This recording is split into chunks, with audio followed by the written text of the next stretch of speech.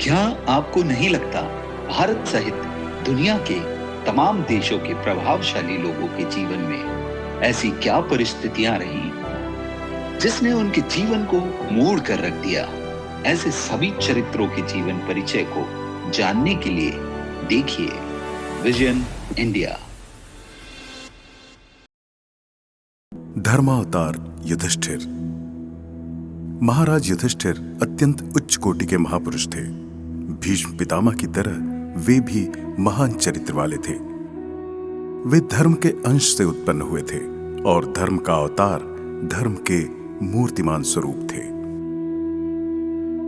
धर्मराज युधिष्ठिर में कई प्रकार के लोकोत्तर गुण थे जो सामान्य व्यक्ति में बहुत ही कम पाए जाते हैं। इन गुणों में धीरज, नम्रता, स्थिरता, सरलता, दया, सहिष्णुता और निष्कपट प्रेम की भावना प्रमुख थे। बचपन में ही शील स्वभाव, सदाचार और विचारशीलता को इन्होंने अपने अंदर धारण कर लिया था। जब युधिष्ठिर बालक थे तब इनके पिता पांडु परलोक सिधार गए। इनके ताऊ धृतराष्ट्र ने इन्हें तथा इनके छोटे भाइयों को सहारा दिया, इसलिए ये धृतराष्ट्र का बहुत आदर करते थे और कभी भी उनकी किसी आज्ञा को नहीं टालते थे। लेकिन धृतराष्ट्र प्रायः युधिष्ठिर की प्रशंसा सुनकर युधिष्ठिर से मन ही मन ईर्ष्या रखते थे। दुर्योधन चाहता था कि कुछ दिनों के लिए पांडव हस्तिनापुर के राजमहल से बाहर चले जाएं, ताकि मैं उनके पैतृक अधिकार छीनकर सिंहासन पर अधिकार कर लूं। एक दिन दुर्योधन ने अपने अंधे पिता महाराज धृतराष्ट्र को इस बात के लिए मना लिया कि वे मेला देखने हेतु पांडवों को वारणावर्त जाने की बात कहें। जब धृतराष्ट्र ने 5 पांडव भाइयों को बुलाकर उनसे वारणावर्त के मेले में जाने की बात कही तो पांडवों ने मेले में जाना स्वीकार कर लिया। अपनी मां कुंती को लेकर 5 पांडव वारणावर्त का मेला देखने के लिए चले गए। और यदि आपने अभी तक हमारा चैनल विजन इंडिया सब्सक्राइब नहीं किया है तो सब्सक्राइब कर लें और साथ ही बेल आइकॉन को अवश्य दबाएं ताकि आने वाले वीडियो का नोटिफिकेशन आपको सबसे पहले मिल सके। वारणावर्त में दुर्योधन ने एक लाक्षा भवन भी बनवाया था। इस सुंदर भवन की दीवारों और खंभों पर ज्वलनशील पदार्थ का लेप किया गया था ताकि यदि भवन में आग लगाई जाए तो आग में भवन धू धू करके जल जाए और 5 पांडव उसी में जलकर भस्म हो जाएं। महात्मा विदुर पांडवों के चाचा थे। उन्हें दुर्योधन के इस षड्यंत्र का पता चल गया था कि दुर्योधन इस महल को जल्द ही जलाकर भस्म कर देने वाला है। अगर पांडवों की रक्षा का उपाय न किया गया तो वे भी इस महल में जलकर भस्म हो जाएंगे। दुर्योधन ने वारणावर्त में मेला देखने आए पांडवों से कहा, अब तुम कुछ समय यहीं पर रुको। मैंने तुम सब के लिए एक सुंदर महल बनवाया है और उस महल में सुख सुविधाओं की सारी व्यवस्थाएं हैं। तुम उस महल में आराम पूर्वक ठहरो। दुर्योधन के आग्रह से पांडव लाक्षा भवन में रुक गए। उन्हें पता नहीं था कि दुर्योधन ने हमें मारने के लिए षड्यंत्र का इतना बड़ा जाल बिछाया है। लेकिन महात्मा विदुर को दुर्योधन की कुटिल चाल पता चल गई। विदुर भी महाराज युधिष्ठिर की तरह धर्म का अंश और धर्म का अवतार थे। उन्होंने अपना एक कुशल कारीगर पांडवों के पास लाक्षा भवन में भेज दिया, जिसने कुछ ही दिनों में एक लंबी सुरंग उस भवन के नीचे बना दी। विदुर ने युधिष्ठिर को बता दिया कि जब भवन में आगजनी की घटना हो तो तुम सब अपनी मां के साथ लाक्षा भवन की सुरंग से होकर बाहर निकल जाना, तभी तुम सब अपने प्राणों की रक्षा कर सकते हो। युधिष्ठिर ने अपने चाचा विदुर की बात मान ली। एक रात दुर्योधन ने अपने अनुचरों के द्वारा चुपके से लाक्षा भवन में आग लगवा दी। पांडव अपनी माता कुंती को साथ लेकर सुरंग के रास्ते भवन से बाहर चले गए और वन में पहुंचे। दुर्योधन ने इस आगजनी की घटना में पांडवों को मृत समझकर हस्तिनापुर के राज्य पर अधिकार कर लिया। कुछ दिन बाद जब अर्जुन ने पांचाल नगर जाकर महाराज द्रुपद की पुत्री द्रौपदी के स्वयंवर की शर्त को पूरा किया तो दुर्योधन के पास खबर पहुंची कि पांडव अभी भी जीवित हैं और उन्होंने द्रुपद की पुत्री के साथ विवाह कर लिया है। जब धृतराष्ट्र को पांडवों के जीवित होने का समाचार मिला तो उन्होंने पांडवों को आदर पूर्वक हस्तिनापुर बुलवा लिया। धृतराष्ट्र ने अपने पुत्रों के साथ पांडवों का झगड़ा मिटाने के लिए पांडवों से आधा राज्य लेकर खांडव प्रस्थ में बसने का प्रस्ताव रखा। युधिष्ठिर ने अपने पिता समान ताऊ धृतराष्ट्र की बात मान ली और अपने भाइयों को लेकर खांडवप्रस्थ रहने के लिए चले गए। खांडवप्रस्थ को साफ सुथरा करके पांडवों ने वहां अपनी नई राजधानी बना ली और उसका नाम इंद्रप्रस्थ रखा। अब राजधानी इंद्रप्रस्थ के महाराज युधिष्ठिर अब इंद्रप्रस्थ के शासक थे महाराज युधिष्ठिर। एक बार धर्मराज युधिष्ठिर ने अपनी राजधानी इंद्रप्रस्थ में राजसूय यज्ञ का आयोजन किया। इस यज्ञ में युधिष्ठिर ने देश के बड़े बड़े राजाओं को बुलवाया और सबको बहुमूल्य उपहार दिए। उन सब राजाओं ने युधिष्ठिर को अपना सम्राट स्वीकार कर लिया। अपनी राजधानी इंद्रप्रस्थ में पांडव निरंतर वैभव, समृद्धि व उन्नति प्राप्त कर रहे थे। इससे दुर्योधन के हृदय में ईर्ष्या उत्पन्न हुई। उसने पांडवों को षड्यंत्र पूर्वक चौसर खेलने के लिए बुलवाया। यद्यपि युधिष्ठिर चौसर को बुरा मानते थे, लेकिन वे अपने ताऊ धृतराष्ट्र के जुआ निमंत्रण को अस्वीकार नहीं कर सके। वे अपने ताऊ की बात कभी नहीं टालते थे। शकुनी की कपट भरी चालों के कारण युधिष्ठिर चौसर में अपना सब कुछ हार गए। धृतराष्ट्र ने दुर्योधन को समझाकर पांडवों को उनका हारा हुआ सारा धन व राज्य लौटा दिया। युधिष्ठिर अपने भाइयों को लेकर वापस अपनी राजधानी इंद्रप्रस्थ चले गए। दुर्योधन को यह बात सहन नहीं हुई। उसने अपने पिता को खूब बुरा भला कहा और पिता धृतराष्ट्र को फिर से इस बात के लिए राजी कर लिया कि एक बार पांडवों को पुनः चौसर खेलने के लिए हस्तिनापुर बुलवाया जाए। जब युधिष्ठिर को फिर से अपने ताऊ धृतराष्ट्र की ओर से चौसर खेलने का निमंत्रण मिला तो वे एक बार फिर अपने भाइयों के साथ चौसर खेलने हस्तिनापुर पहुंचे। अब की बार फिर से चौसर में युधिष्ठिर की हार हुई और खेल की शर्त के अनुसार उन्हें 12 वर्ष के वनवास और 1 साल के अज्ञातवास के लिए राजी होना पड़ा। युधिष्ठिर महाराज धृतराष्ट्र को अपने पिता समान मानते थे और उनके आदेश कभी नहीं टालते थे। युधिष्ठिर हर प्रकार की हानि सह सकते थे, किंतु धर्म की हानि को किंचित भी सहन नहीं कर पाते थे। जब पांडव चौसर में हार कर वन को जाने लगे तो हस्तिनापुर की प्रजा को बहुत दुख हुआ। वहां के लोग कौरवों को कोसने लगे और अपना घर परिवार छोड़कर पांडवों के साथ जंगल में चलने के लिए पांडवों के पीछे हो लिए। धर्म की मर्यादा का पालन करने वाले धर्मावतार युधिष्ठिर ने तब कौरवों के लिए एक भी अपशब्द नहीं कहा और हस्तिनापुर के लोगों को समझा बुझाकर लौटा दिया। तब भी हस्तिनापुर के कई ब्राह्मण उनके साथ हो लिए। धर्मराज को यह चिंता होने लगी कि वन में इतने सारे ब्राह्मणों के भोजन की व्यवस्था मैं कैसे करूंगा। महाराज युधिष्ठिर को अपने कष्टों की चिंता नहीं थी, लेकिन वे अपने कारण किसी अन्य को कष्ट या पीड़ा में नहीं देख सकते थे।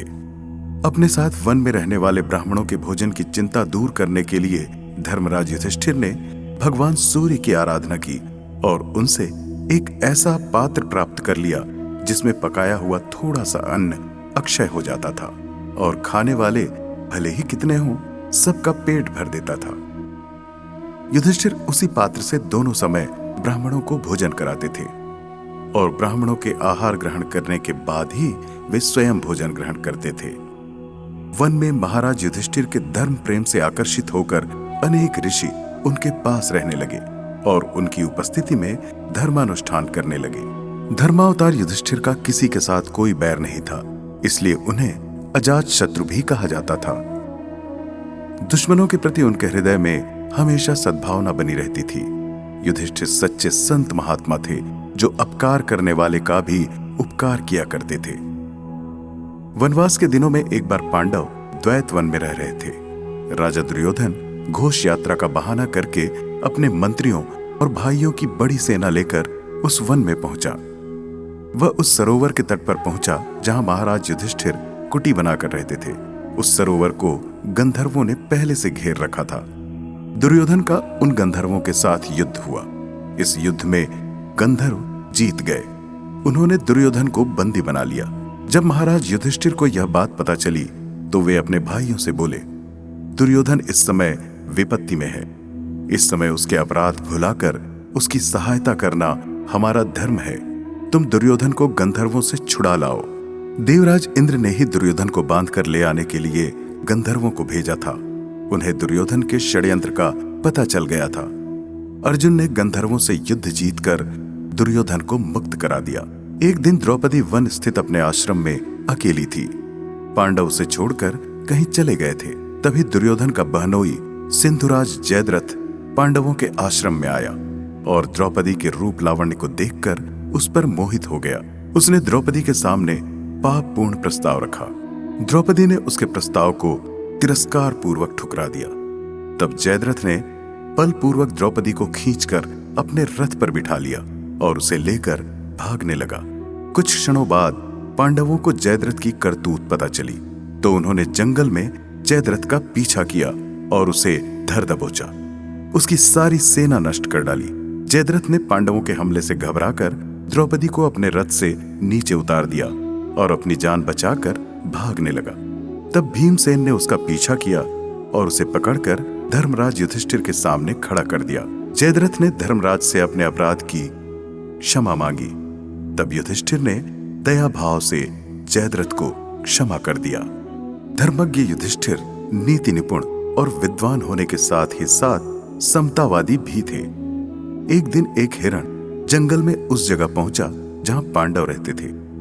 एक ब्राह्मण ने अरणी सहित मंथन काष्ठ को पेड़ की एक शाखा पर टांग दिया था। हिरण अपने सींग को उस काष्ठ से खुजलाने लगा। ऐसा करते हुए काष्ठ उसके सींग में फंस गया। हिरण उस मंथन काष्ठ को लेकर भागा। इस तरह मंथन काष्ठ पेड़ की शाखा पर न रहा। उस मंथन काष्ठ के द्रव्य से वह ब्राह्मण अग्निहोत्र करता था। जब ब्राह्मण को वह मंथन काष्ठ न मिला तो वह पांडवों के पास आया और पांडवों से प्रार्थना करने लगा, मेरा मंथन काष्ठ पेड़ की शाखा से कहीं गायब हो गया है, कृपया उसे ला दीजिए, अन्यथा मैं अग्निहोत्र नहीं कर पाऊंगा। धर्मराज युधिष्ठिर अपने चारों भाइयों को साथ लेकर उस मृग के पीछे भागे, लेकिन वो मृग देखते ही देखते उनकी आंखों से ओझल हो गया। उस हिरण के पीछे दौड़ते दौड़ते महाराज युधिष्ठिर सहित सभी पांडव बहुत थक चुके थे। उन्हें अब प्यास लगने लगी थी। युधिष्ठिर ने नकुल को पानी लाने भेजा। नकुल को कुछ दूरी पर एक सुंदर जलाशय मिला। जैसे ही वे उस जलाशय से पानी लेने के लिए झुके, उन्हें आकाशवाणी सुनाई दी, पहले मेरे प्रश्नों का उत्तर दो, तब जल पीना। लेकिन नकुल ने आकाशवाणी की परवाह नहीं की, क्योंकि उन्हें स्वयं बहुत जोरों से प्यास लग रही थी। वे जल्दी से जल्दी अपनी प्यास बुझाकर अपने चारों भाइयों के लिए पानी ले जाना चाहते थे।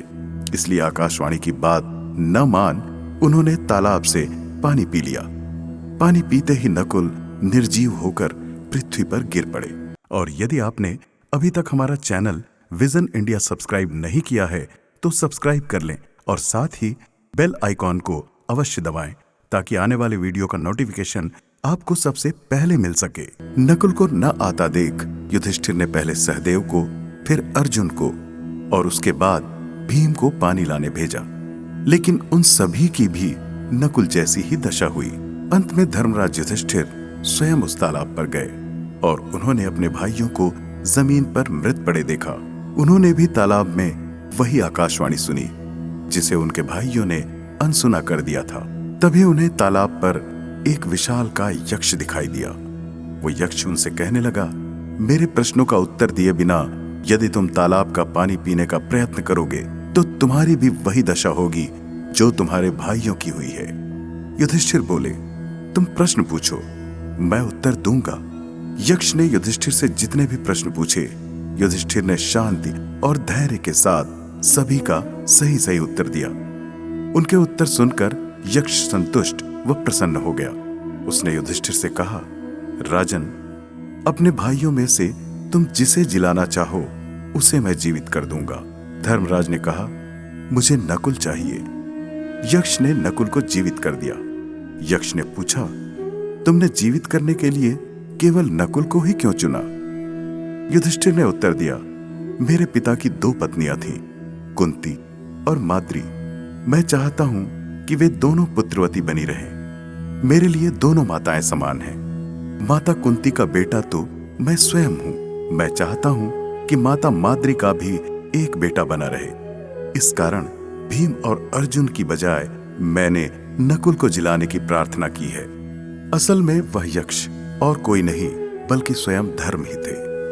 धर्म ने युधिष्ठिर की बुद्धिमत्ता व धर्मशीलता की परीक्षा लेने के लिए यह लीला रची थी।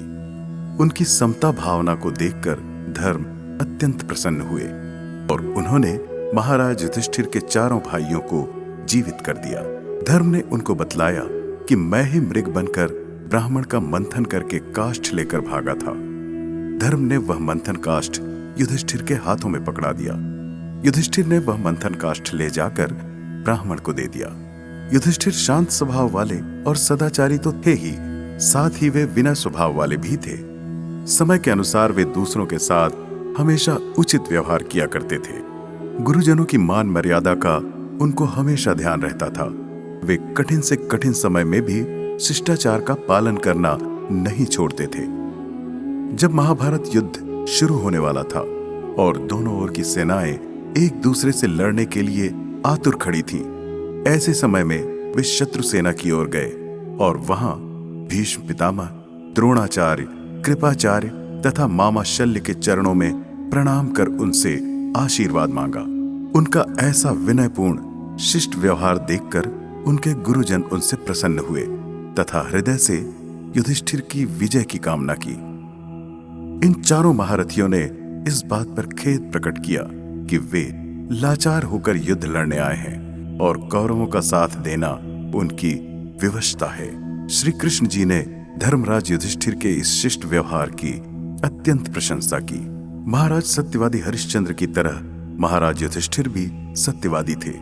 वे भय अथवा लोभ के वश कभी भी असत्य या झूठ नहीं बोलते थे। उनकी सत्यवादिता का ही फल था कि उनके रथ के पहिए सदैव पृथ्वी से 4 अंगुल ऊंचे रहते थे। जीवन में केवल एक बार ही उन्होंने असत्य बोला था। जब द्रोणाचार्य किसी भी तरह पांडवों से पराजित नहीं हो रहे थे तो उनके सामने युधिष्ठिर ने ये असत्य वचन कह दिया था, अश्वत्थामा मारा गया। गुरु द्रोणाचार्य ने जब अपने पुत्र अश्वत्थामा के मारे जाने का समाचार सुना तो उन्होंने हथियार चलाना छोड़ दिया और इस तरह पांडवों ने उन्हें पराजित कर लिया था। युधिष्ठिर के इस झूठ बोलने पर उनके रथ के पहिए पृथ्वी से सटकर चलने लगे और उन्हें मुहूर्त भर के लिए कल्पित नरक का दृश्य भी देखना पड़ा था। धर्मराज युधिष्ठिर अत्यंत उदार प्रकृति के थे। जब कौरवों ने उनको राज्य देने के लिए मना कर दिया तो उन्होंने केवल 5 गांव मांगे, लेकिन दुर्योधन ने युधिष्ठिर तथा उनके भाइयों को सुई की नोक के बराबर भूमि देना भी स्वीकार नहीं किया। तब विवश होकर युधिष्ठिर ने कौरवों के विरुद्ध युद्ध छेड़ा। महाभारत युद्ध में जब दुर्योधन की सारी सेना नष्ट हो गई और दुर्योधन एक तालाब में जाकर छिप गया तो युधिष्ठिर ने दुर्योधन के पास जाकर कहा, तुम हम में से किसी भी एक भाई के साथ युद्ध कर सकते हो। यदि तुम द्वंद्व युद्ध में जीत जाओगे तो सारा राज्य तुम्हारा हो जाएगा। दुर्योधन ने भीमसेन से युद्ध करना स्वीकार कर लिया और भीम से लड़ते हुए वो मारा गया। महाभारत के युद्ध के पश्चात हस्तिनापुर नगर में महाराज युधिष्ठिर का राज्याभिषेक हुआ। धृतराष्ट्र और गांधारी इनके पास महल में रहने लगे। इन दोनों के प्रति युधिष्ठिर इतना अच्छा व्यवहार करते थे कि धृतराष्ट्र व गांधारी अपने पुत्रों की मृत्यु का दुख भी भूल गए।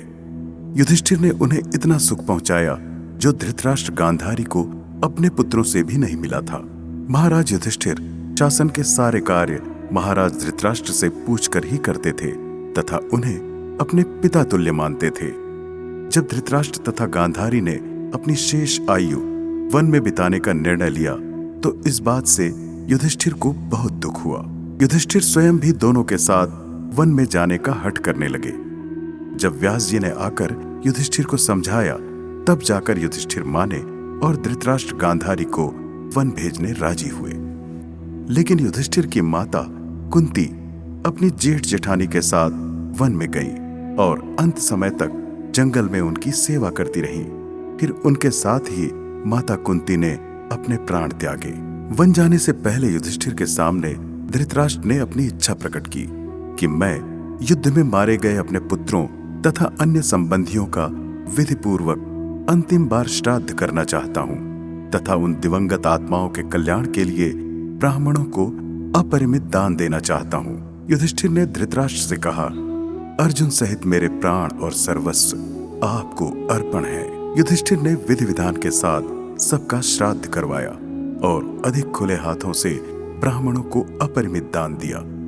जब धृतराष्ट्र व गांधारी वन जाने लगे तो युधिष्ठिर अपने परिवार के साथ पैदल ही उन्हें दूर तक पहुंचाने गए। जिन धृतराष्ट्र के कारण युधिष्ठिर सहित सभी पांडवों को घोर विपत्तियों का सामना करना पड़ा, उनके प्रति इतना निश्चल प्रेम भाव बनाए रखना और अंत तक उन्हें सुख पहुंचाने की पूरी चेष्टा करना युधिष्ठिर जैसे महान आत्मा का ही कार्य था। अपने दुश्मन के प्रति ऐसा सद्व्यवहार संसार के इतिहास में बहुत कम ही मिलता है।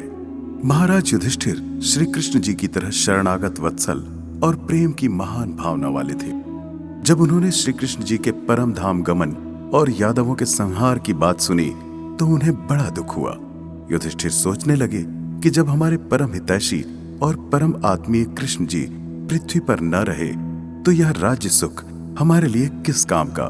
जीवन जीने से अब लाभ ही क्या है? जब महाभारत युद्ध में सारे कौरव मारे गए तो उनकी मृत्यु का भी युधिष्ठिर को गहरा शोक हुआ। वे विजय और राज्य प्राप्ति का उत्सव न मनाकर शोक पूर्वक वन में जाने के लिए तैयार हो गए। तब श्री कृष्ण और व्यास देव जी ने उन्हें समझाकर राज्याभिषेक के लिए तैयार किया था। भीष्म पितामह ने भी उस समय युधिष्ठिर को उपदेश देकर उनका शोक मिटाने का प्रयत्न किया और उनकी आज्ञा मानकर युधिष्ठिर शासन भी संभालने लगे। लेकिन अपने स्वजनों का वध करने की ग्लानि और पश्चाताप युधिष्ठिर के मन से मिट नहीं सका। जैसे ही युधिष्ठिर ने श्री कृष्ण के परम धाम गमन की बात सुनी तो वन जाने का उन्होंने दृढ़ संकल्प कर लिया। अर्जुन के पौत्र कुमार परीक्षित को राज सिंहासन पर विराजित कर तथा कृपाचार्य व युयुत्सु को उनकी देखभाल का दायित्व सौंपकर युधिष्ठिर अपने चारों भाइयों और द्रौपदी को साथ लेकर हस्तिनापुर नगर से वन की ओर चल पड़े। पृथ्वी प्रदक्षिणा के उद्देश्य से वे अनेक देश घूमते हुए हिमालय पर्वत पर पहुंचे। हिमालय को पार करके युधिष्ठिर मेरु पर्वत की ओर बढ़ रहे थे कि रास्ते में युधिष्ठिर के चारों भाई तथा द्रौपदी एक एक करके गिरते चले गए। लेकिन युधिष्ठिर ने उनके गिरने की चिंता नहीं की और वे आगे बढ़ते गए। तब देवराज इंद्र अपने रथ पर सवार होकर महाराज युधिष्ठिर को लेने आए। इंद्र ने युधिष्ठिर से रथ पर सवार होने को कहा, लेकिन युधिष्ठिर ने अपने चारों भाइयों तथा देवी द्रौपदी के बिना इंद्र के रथ पर सवार होना स्वीकार नहीं किया। तब इंद्र ने युधिष्ठिर को विश्वास दिलाया कि वे पांचों पहले ही स्वर्ग पहुंच चुके हैं। देवराज इंद्र की यह बात सुनकर युधिष्ठिर ने इंद्र के रथ पर सवार होना स्वीकार कर लिया। हिमालय पर्वत पर चलते हुए एक कुत्ता भी धर्मराज युधिष्ठिर के साथ हो लिया था, जो आरंभ से ही उनके साथ चल रहा था। इंद्र के रथ पर सवार होने से पहले युधिष्ठिर ने चाहा कि यह कुत्ता भी उनके साथ चले, लेकिन इंद्र ने इस बात पर आपत्ति प्रकट की। तब धर्मराज युधिष्ठिर ने स्पष्ट शब्दों में इंद्र से कहा, इस स्वामी भक्त कुत्ते को अकेला छोड़कर मैं आपके साथ स्वर्ग जाने को तैयार नहीं हूं। वो कुत्ता कोई और नहीं बल्कि स्वयं धर्म ही थे, जो महाराज युधिष्ठिर की धर्म निष्ठा की परीक्षा लेने उनके साथ हो लिए थे।